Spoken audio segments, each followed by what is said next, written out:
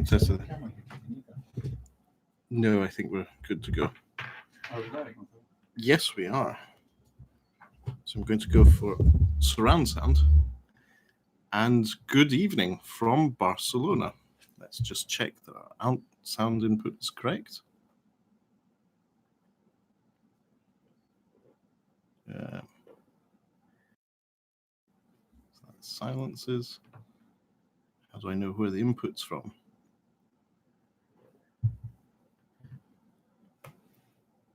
Can you hear? We'll need to edit this at a later date, but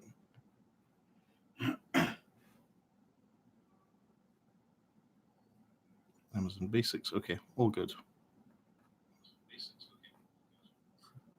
Sounds working then. Okay. So, good evening. This is the Tech Travel Geeks podcast for the week of the 24th of February 2020. Thanks to everyone who waited very patiently since our last episode, which was published in the RSS feed. We more recently recorded a couple of episodes which gave us editing block. Thanks to our friend Vlad Savov for that. That 3.5-hour epic episode of the Tech Travel Geeks podcast is available on YouTube. If you haven't seen it and you would like to subject yourself to a bit of geekery, it's a great way to carry on. But today, in the year 2020, we are in Barcelona for what is supposed to be the mobile event of the year, Mobile World Congress, which has been cancelled. So we're here in Barcelona in the Skyscanner office, who are hosting us with not only their lovely office space, but also pizza and soft drinks, or if you're our colleague Stephen Crutchley, beer. Yes. Stephen Crutchley is off camera, but he raises his can to us. Our main guest of this episode is our friend Arjun. So Arjun, welcome to the Tech Travel Geeks podcast. Hi, I'm just I don't know how to introduce myself. Yeah, well, so you write software for the Android operating system. Yeah, so I'm an Android developer. Should I say where I'm working at? Or, yes, if you want to. Give them a shout out. I'm just an Android developer, work at Ocado, but I've been, following tech news for ages and Android in general since it started. So, yeah. So Arjun is a fellow geek, and we can say that with all the compliments that involves, as well as an accomplished Instagrammer who has an Instagram account about what he eats, which is, in a way, aspirational for many of us. Well done on that. If you don't already, what's the handle on Instagram? It's arjun.eats. .eats. Excellent. And Arjun, you're here visiting from the UK. Are you here for MWC, or what was supposed to be MWC? That was the plan. So, we had a developer exchange, and it came up around the time of MWC, and I was just like, "Oh, this is great! I can finally go to MWC, see all the cool gadgets," and then it's just like, "Oh, it's cancelled." So, yeah.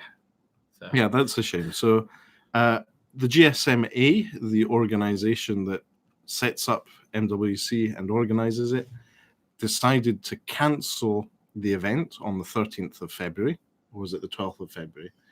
Less than 2 weeks ago. And that's caused no end of disruption. Obviously, some of the partners to the trade show had already pulled out, and they decided to finally pull the plug on that. And that's had some pretty wide repercussions, not only on technology companies that are part of the mobile industry, but a lot of startups and companies that depended on that for their business. So why are Tech Travel Geeks here?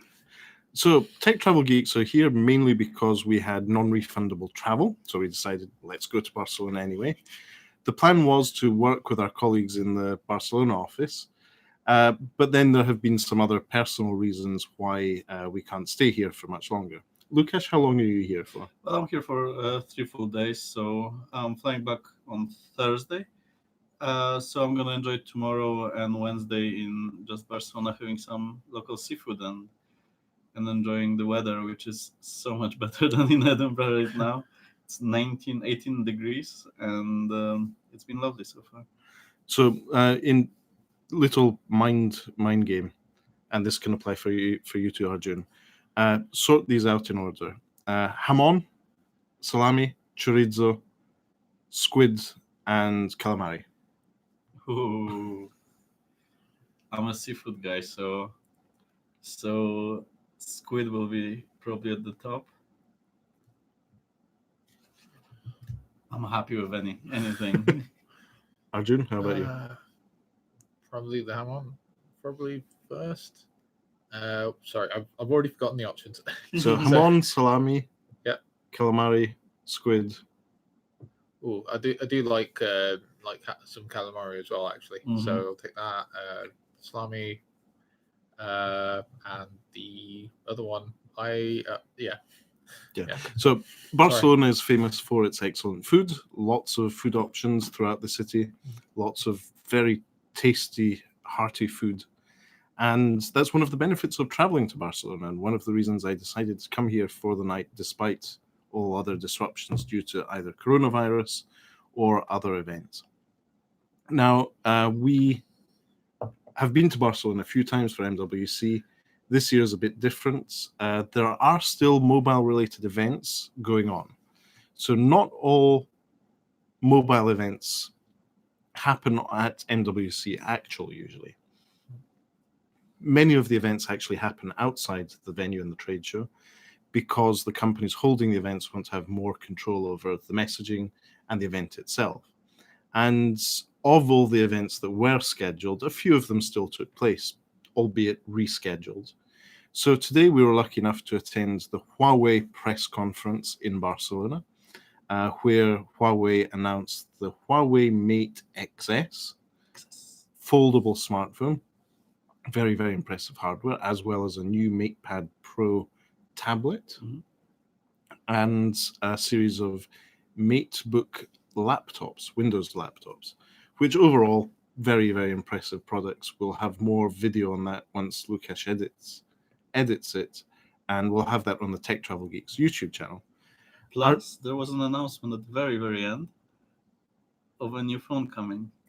Oh yes, there was a very strong tease from the CEO of Huawei Consumer Business Group, Richard Yu, who announced the upcoming release of the Huawei P40 Pro in Paris at the end of March.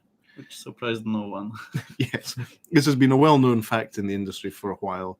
Huawei are ready to launch their product. And as things stand at the moment, this is a very interesting move.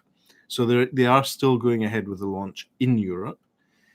We saw the launch of the Huawei Mate 30 Pro late last year. We were actually there in Munich, and that device launched with no Google Play services whatsoever, no GMS services. So from a development standpoint, how do you feel about that, Arjun? It's really hard to actually write a solid app now without actually having the Google Play services. You've got all the support libraries and all things like that, and a lot of the Maps APIs are all hooked into Google services. So to write an app without Google Play services, it's actually kind of a detriment. And often we don't generally build with that in mind. A lot of the developers I know don't tend to build with without the Google Play services in mind. So it's interesting to have that problem, really.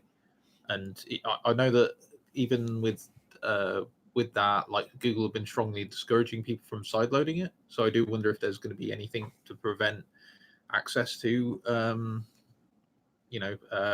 having Google Play services on your device if you choose to do something that's similar to doing things like that, I guess. Yeah. So over the last few months, obviously, as well as the launch of their new smartphones without Google Play services, without GMS, the messaging system in the background, which enables apps to work, Huawei have launched their competing platform called HMS, or Huawei Messaging Service, which provides hooks for APIs for services such as Maps and other services. And that was one of the key things that Huawei highlighted at their press conference. They now consider themselves the third operating system platform. There's Google with the GMS platform, there's iOS with the iOS Core, and then there's now Huawei with HMS. Now, on a global level, this is going to be very interesting. This is the worst case scenario for Google, which loses its key partner, Huawei, the second biggest smartphone maker in the world, and in the long term potentially loses out on its penetration in markets, not only in Southeast Asia, but Africa. In the long term game, this is very dangerous for Google. Do we think Xiaomi, Oppo, and other companies will stay with Google, or do we think they might go the China way though?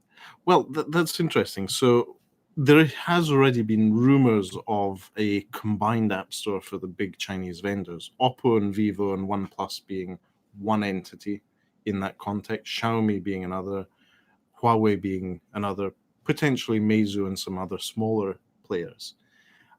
What I think that will be is less about the messaging system, the backend that enables the apps to work.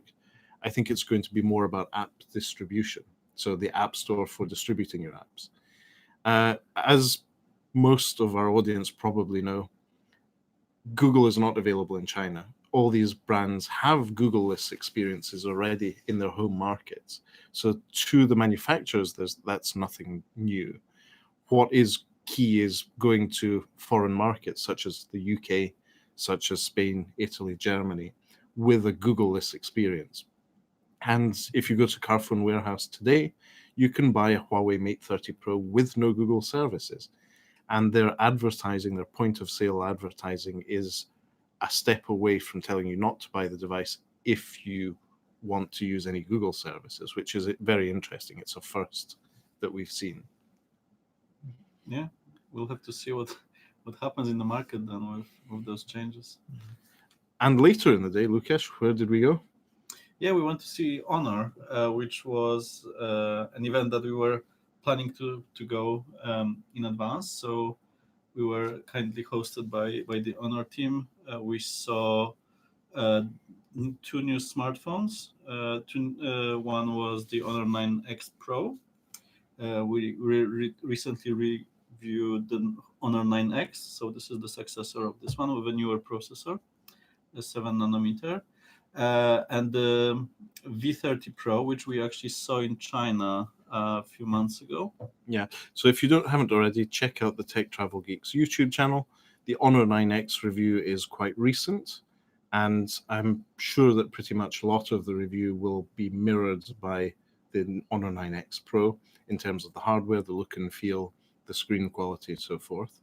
And the Honor V30 or Vera 30 that we saw in Shenzhen at the end of 2019 has now been announced for select Western markets, including Russia, in the coming months.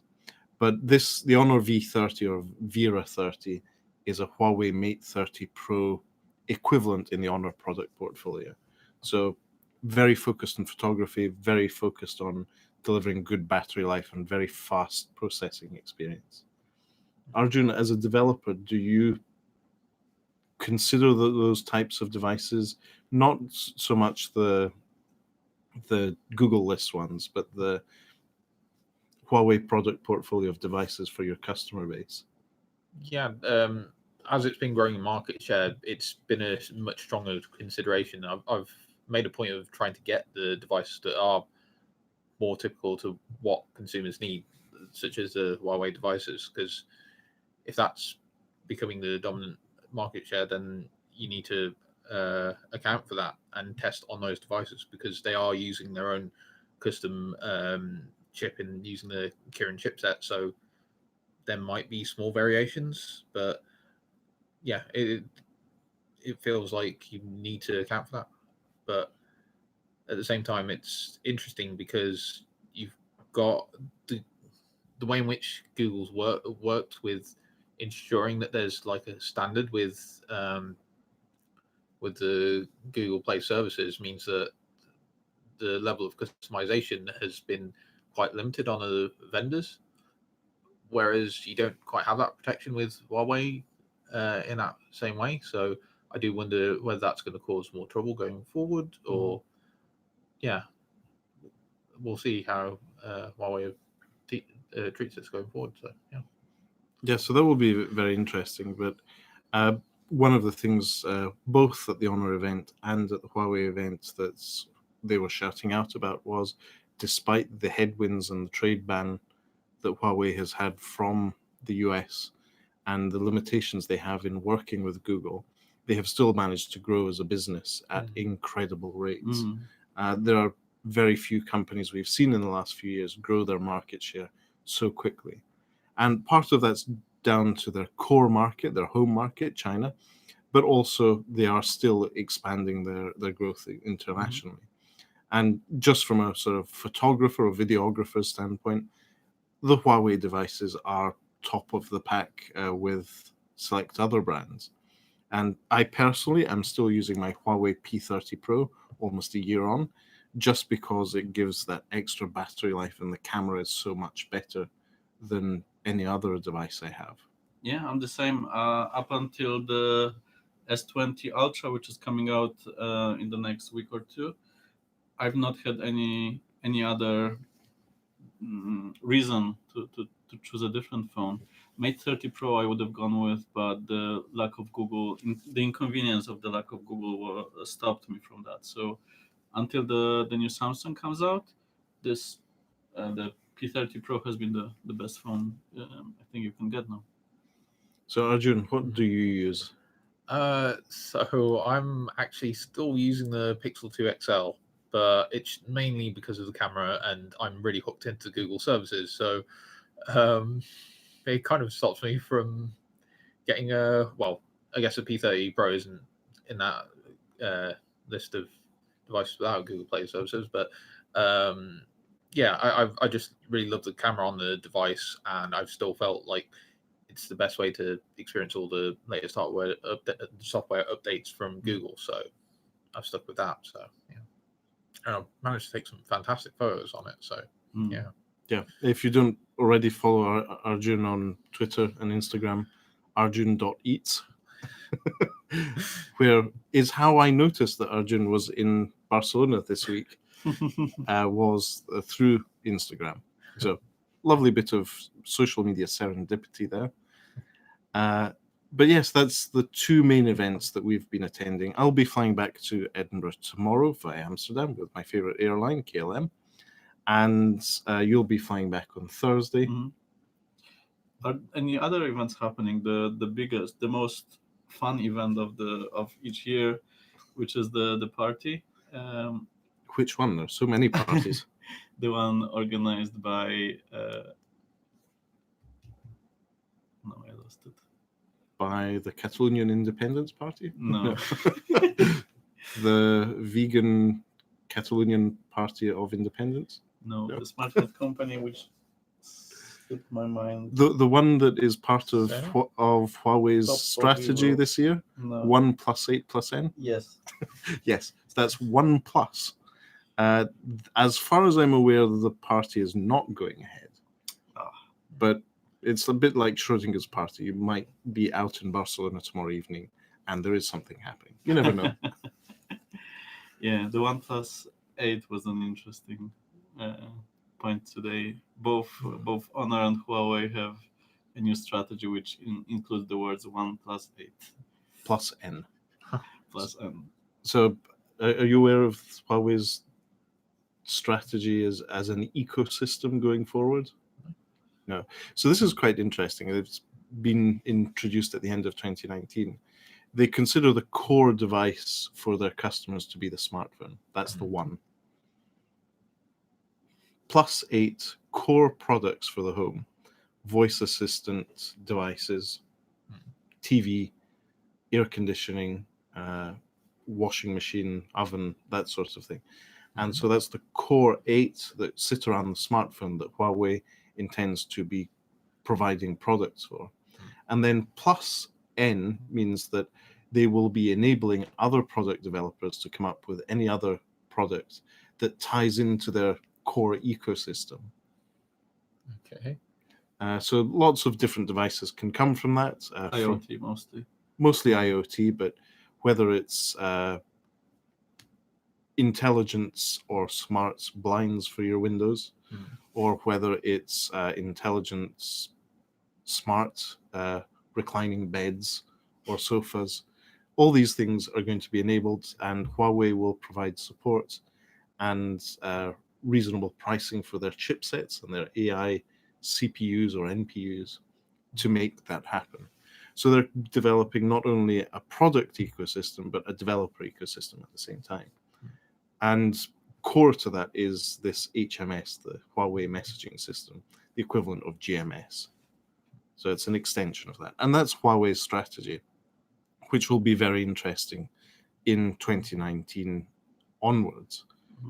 So let's see how that works out. But I think the biggest threat here is to Google and their dominance on the Android operating system. And now all the developers like yourself and all the other companies who produce apps for customers will have to think about the third market. So it will be an interesting time with 3 Systems.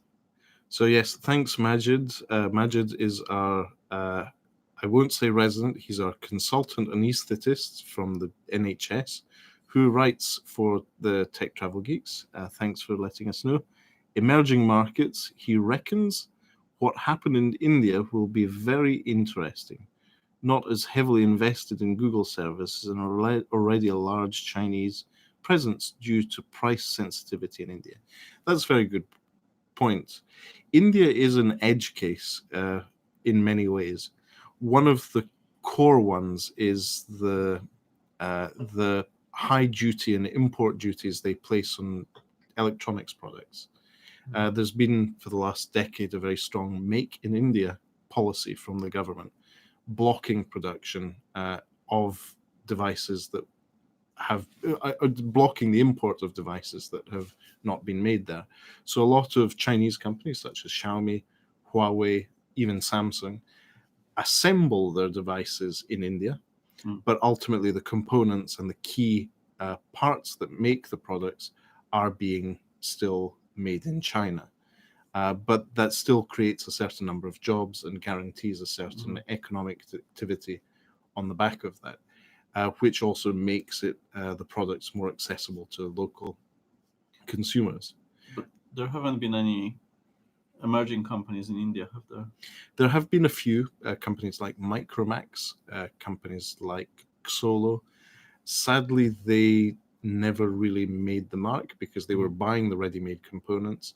They were in the Google ecosystem and they were being priced out by their own network operators who had the dynamic there. India is a very interesting market because the retailers and the networks have much more power, and the price sensitivity means that consumers are comfortable with microtransactions, many microtransactions a day, and that creates more revenue for the networks and the retailers than it does for the phone makers themselves. They haven't found a good attribution model to be able to make money through the services. Whereas companies like Xiaomi and Huawei, who have their own app stores, who have their own movie stores, music services, they can do that. So pretty much like Apple have Apple Music and are now starting to make more money per user through Apple Music. The same dynamic is happening with a lot of the Chinese smartphone makers. Yeah. Arjun, are you familiar with the Indian smartphone market?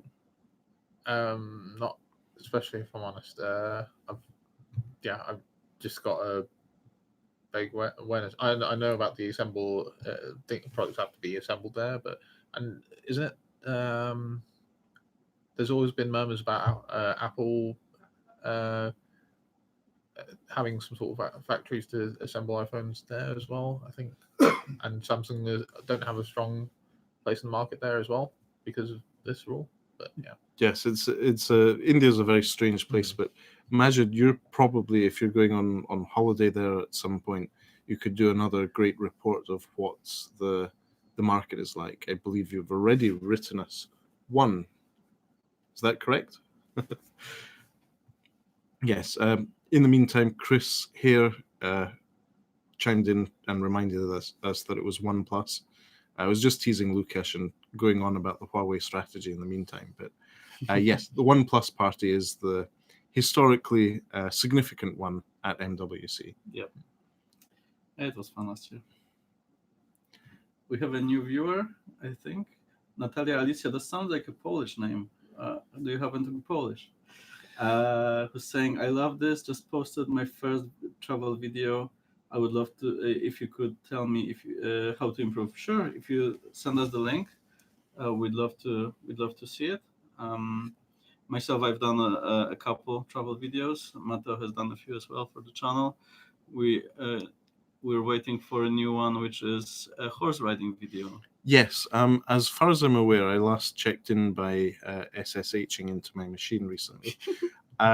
My machine at home is still editing it. It's in the middle of an 80-hour export because I filmed a horse riding session in Northern California, which was 1 hour and 12 minutes long with the DJI Osmo Action video camera, generated 80 gigabytes and multiple files that needed to be edited together. That's 4K at 30 frames per second, HDR. So once that's published on the Tech Travel Geeks YouTube channel, I suggest you watch every single detail, every single frame of that, and give us some view time. 1 hour of horse riding. Yes, an hour of horse riding, of me telling Annie, the horse I was riding, that she was a very good girl, and chatting with Dominic, our guide, and my partner Candice, who was on the tour as well. But yes, we don't just cover consumer electronics at the Tech Travel Geeks. We also cover some travel content, such as last year, Lukash and I, in our Tech Travel Geeks Visit Asia tour, did some nice ones on the food courts of Singapore and the markets of Shenzhen. So if you're looking for inspiration for somewhere to go and populate more Instagram content for Arjun Eats, we can recommend Singapore. Yeah, for sure. They've got the Michelin star market stall, isn't it? The Hookers. Yes, there's a Michelin star one as well, isn't there? There's a few, and there's a few recommended Michelin guide places. So Singapore, foodie capital of the world, definitely somewhere we will be going back. We can also recommend one particular one Lukash has in his editing backlog, still left over from November last year, is Gyunami. Have you heard of Gyunami? No. Yeah. So Gyunami is a particular dish, speciality of Singapore, which is a donburi, Japanese rice bowl, which is turned upside down and wrapped in thin, rare cooked Wagyu beef, which may not sound appealing to you. And then at the top, they form a volcano top and put in a sous vide egg and part of their special gravy and sauce. Our friend and colleague Alana and I referred to it as a religious experience a couple of years ago, and I can confirm it's still like that. It was a moment of silence. We got chatting to the owner of the business, and he let us taste some of the offcuts of the Wagyu. Delicious, well-seasoned meat. And they also do a smoked salmon or salmon version of the same dish. Yeah, so a video coming up Soon. Not far in the future, for sure. Not that we're giving Lukash some pressure on what to edit and what to do. No. Not that we're going to be differentiating into a food YouTube channel, though that is a probability. Majid, yes, thank you for confirming. He did write an article, Bangalore Diaries, on the Tech Travel Geeks for us. And he's hopefully going again in the summer. He'll report back. So excellent news. Majid used to be a frequent podcaster with me at our previous publication, and we should have him back on the podcast soon, especially now that we've introduced him to the audience. If you haven't already seen the video, follow up on the Tech Travel Geeks YouTube channel. Majid Shaikh was on the Tech Travel Geeks podcast, introducing himself. But whilst we're still here, pizza. Barcelona may not be the pizza capital of the world, But thanks to our host, Skyscanner, who provided the office space, the pizza, and the beer, we enjoyed the overall experience. So did Stephen Crutchley, our colleague and friend who's sitting across the table from us and is giggling. Right then. Okay, so we've talked about that. Let's go into the deep stuff and talk about MWC and why it was cancelled. Ooh. Who was the first one who said that they're not coming? It wasn't Ericsson. No, there was a few who pulled out in advance. There was quite a few in different days, but the decisions had already been made beforehand. Just the order in which they were announced was quite interesting. But MWC was cancelled. The official reason was that there was health concerns over the spread of coronavirus. And so that's not going ahead as planned. Now, the conspiracy theorists, the economists among us, have said that one of the reasons for the cancellation may not actually be coronavirus. It may be the fact that the organizers of MWC, the GSMA, over the last years have been squeezing the exhibitors at the show quite hard. Therefore, the value those exhibitors are getting from the trade show is relatively low, and they were just looking for an excuse to drop out. And having seen some of the big names drop out very early, long before GSMA cancelled the show, using the coronavirus as their key reason for that, that's a very interesting thing to see. And we're still not sure if MWC will happen next year in 2021. So do we think it's the city or the organization? And if another one happens, would it be in a different city or would it be completely organized by a different company? That's really interesting. So as we said earlier, the events themselves from a lot of the tech companies were external to the trade show itself. They were taking advantage of the trade show happening anywhere. The press, the bloggers, the business partners already being in town was a strong incentive to do that. But we've seen Samsung having their event 2 weeks before MWC. We've seen Huawei having it a few weeks later in March. The big companies who can afford to will have a separate one where they completely control the narrative and the environment for the event. So it's not for us to say, but these are our thoughts on the matter. Arjun, do you have any conspiracy theories?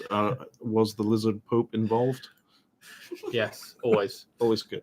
But it's interesting that this is happening because you also see parallels in the gaming industry with E3, because a lot of vendors are actually pulling out of E3, and that's led to the show being not the big showcase it once was. They've had similar issues with getting companies to buy into space on the show floor, and it's been paired with a lot of companies actually having their own shows. So I wonder if that's what's going to be happening with the mobile industry. Like you mentioned that Samsung and Huawei have opted for their own shows. I do wonder if more companies will control the messaging just by having like YouTube broadcasts, or just having, okay, we've got a live stream, and that's how they get to showcase what they've got, and maybe they time it around the same time. But I really don't know what it's going to mean for the smaller vendors.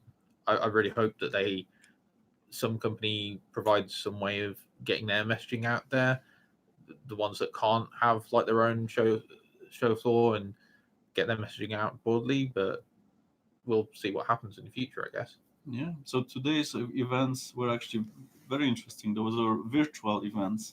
So the stage was there in Barcelona, but the stage was empty. We only had the screens, but the speakers were actually virtual, even though they all also most likely were in Barcelona. So it was still broadcast even to people in the show. So, but the same with the honor event. So it might be the new future. Yeah, this isn't anything particularly new. I believe the first to start this trend was HTC, back with the New York event for the HTC 9 launch. back in the day. But that was, I think, purely economical. HTC didn't want to have a stadium-like event like Samsung or Huawei with everyone in one room. It was not only very expensive, but quite low value to them.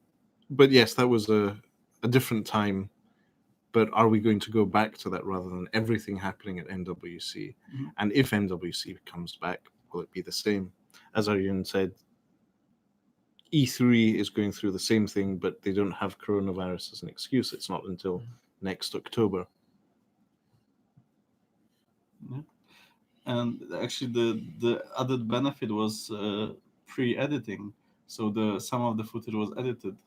So there were cuts in the presentation, so you could see that it wasn't live because there were jump cuts in a few places. So the companies will be able to better control both the presentation, the pace, and the quality of those demos. So they might be able to record it a couple of days in advance and just play it back on Twitter for everyone to see on YouTube and Twitter, and might be more economic for them.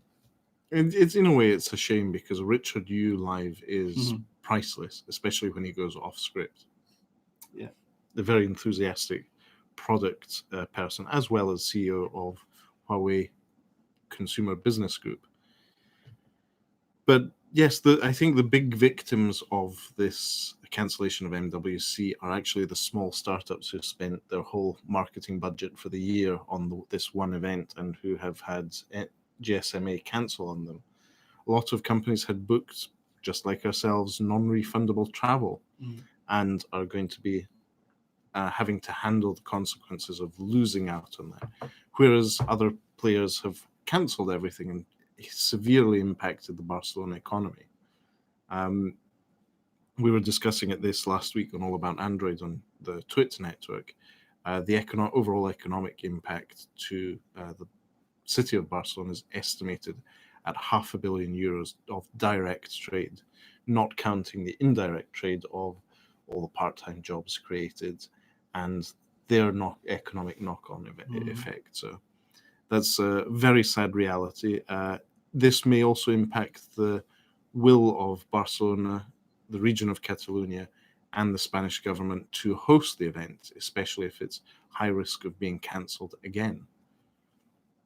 So interesting dynamics at play.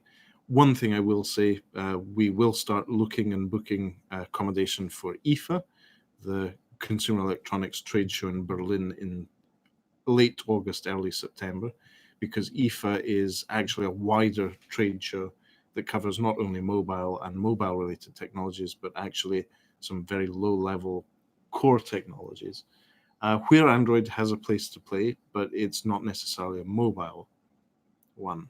But this time, let's make the hotel refundable. Or maybe not. It's a bit like gambling. We blinked, we booked, we got £6.95 refunded from Airbnb for a £200 booking. That was painful, but the positive side is that we're now sitting in the Skyscanner office, drinking beer, eating pizza. Thank you, Skyscanner. And we're in the hotel is in the same block. It is 4 doors to the left from the main entrance to the building. And it's a nice 4-star hotel, very comfy beds. And that was a fraction of the cost of our shared room in an Airbnb living with the host at original MWC pricing. But one thing I am a bit saddened by is I've been to Barcelona a few times for MWC. One of my favorite places to stay is Col Blanc, the quarter near the Camp Nou Stadium. And there's a restaurant there called Tastan, which makes great squid, has great hamon. They do great chicken. And octopus. And octopus. Really good all-round local restaurant. And they don't get a lot of tourists, apart from ourselves. And it's a very pleasant food experience. So, Stephen, if you're in town until the end of the week, Tastan in Col Blanc, across the street from the market. Very good chicken. Yes, so that's part of it. Obviously, if you're in a hotel, you're not really seeing the city of the way it works, being an Airbnb in a non-touristy part of the city, I think, has value. It also gives you a better understanding of what life in a city is like. So what else will we have missed by not MWC not happening? So Sony was one of the companies which made the announcements. Is it today? I think today. Yeah. So they announced 2 new phones. Any thoughts? Initial thoughts?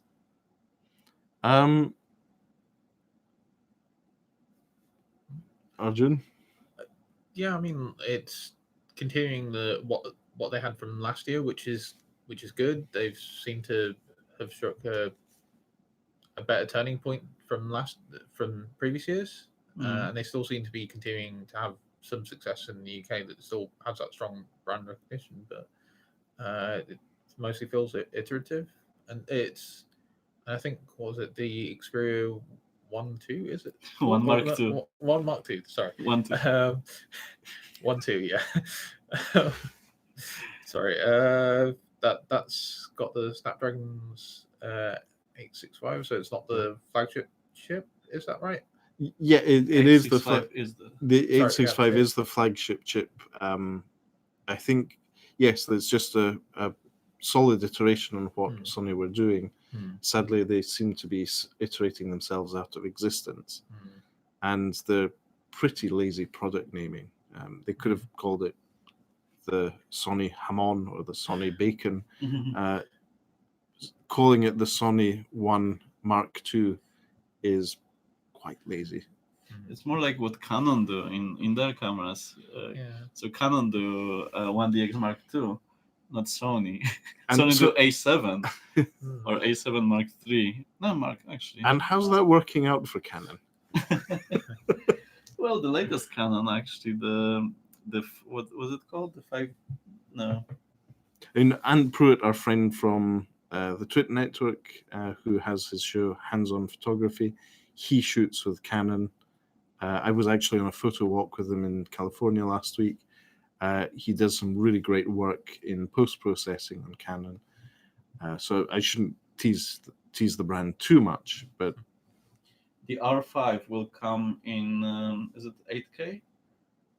It should record 8K video, and shoot 20 frames per second stills, which is crazy fast for a mirrorless. So yeah, Canon might be on a comeback. We'll see.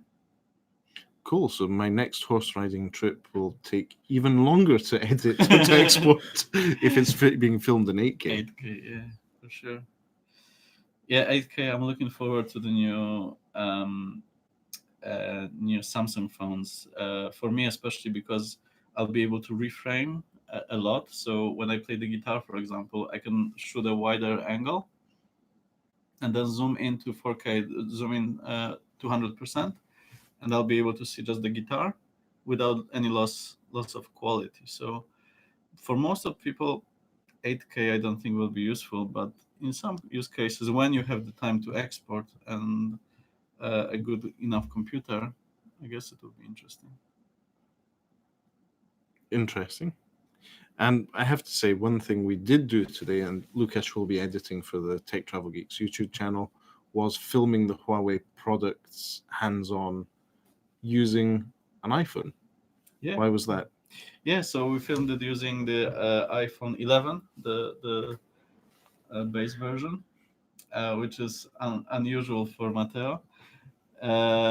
We picked this phone because it had 4K 60, because I didn't take my big camera with me, and I wanted this to be able to slow down the footage. So in post-production, when we do B-roll, we do shots of the devices. I'll be able to slow it down and make it smoother without all the shakes, etc. So we'll see how that works out. I've never edited an iPhone video, so it will be a first for me. I normally edit the Panasonic GH5 4K 60 video and slow it down to 40%, making it 24 frames per second. So I'll do the same here, and we'll see what the footage looks like. Good. We look forward to seeing that video on the Tech Travel Geeks YouTube channel. Arjun, how long have you been in Barcelona? Pretty much 3 or 4 days, 3 days even. Oh, 3 days. So So, you've not yeah. not too long. No. No. But, What are you planning on doing for the rest of your 2 week stay? so definitely want to do the Rambler. I want to do like Park Güell. I want to do like a lot of the touristy things essentially, but and a lot more of the Gaudi buildings as well. I went to Casa Miller and the Sagrada Familia, which is like two that I've always wanted to go to. So yeah, I'm just looking forward to doing a lot of the more touristy things, but also exploring some of the food markets as well. So and yeah, so Good. Have you been? Which food markets in Barcelona have you been to so far? not a lot so far, just because I've had I flew in late, but I'm sure I'll be going to more of them. So yeah. Very good. Yeah. Well, I would recommend, as we said earlier, the Col Blanc area of town has a very nice food market, small local one, not so much of a tourist trap, but good ham, good cheese. Yeah, combined with the visit to Camp Nou to see the Barcelona stadium. So it's just nearby. We went there. Was it last year when snow started? I think it was 2 years years ago. ago, Whilst maybe. Beast from the East was battering the UK, Yep.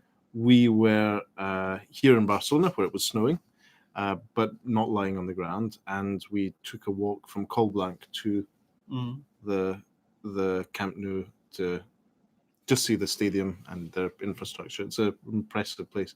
Stephen, you were there. Yeah, I was there on Saturday. Yeah, it was Good game. well, for Barcelona it was. Yeah. Yes, Not if you were wearing the green strip, it wasn't. but Barcelona is a sports ball team which is very good. Go team.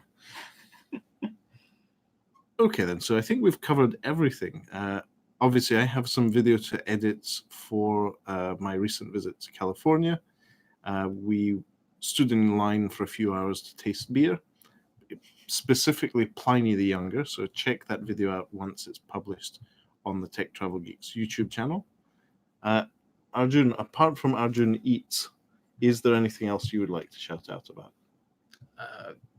No, not No? currently. So that's the main thing that I've got, I guess, in terms of that sort of stuff. So Do you have any share options in Ocado you want to go up? Give them a shout out.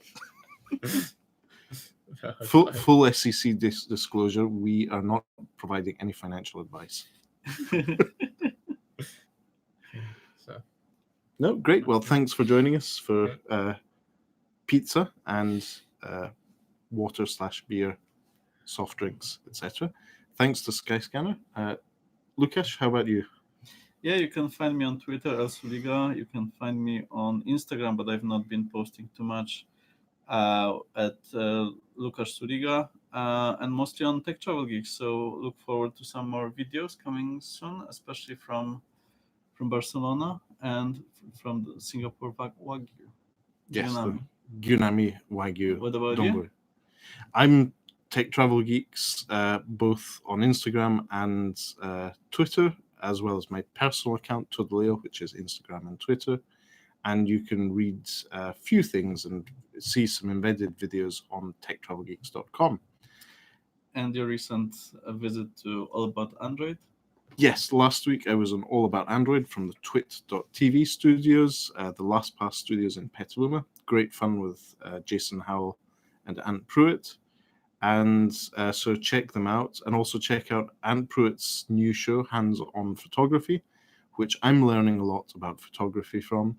And the new show, which has just had its first episode released, Hands on Android, by Jason Howell himself. So these are really useful videos that walk you through the basics on how to do things with a particular platform or particular tool set. There are also other shows such as Hands on iOS, Hands on Mac. So really interesting development of shows from Twit at the moment. But for now, thanks for watching, everyone. Good night. Cheers. see you. And are you sure you want to end your stream? End. Sweet.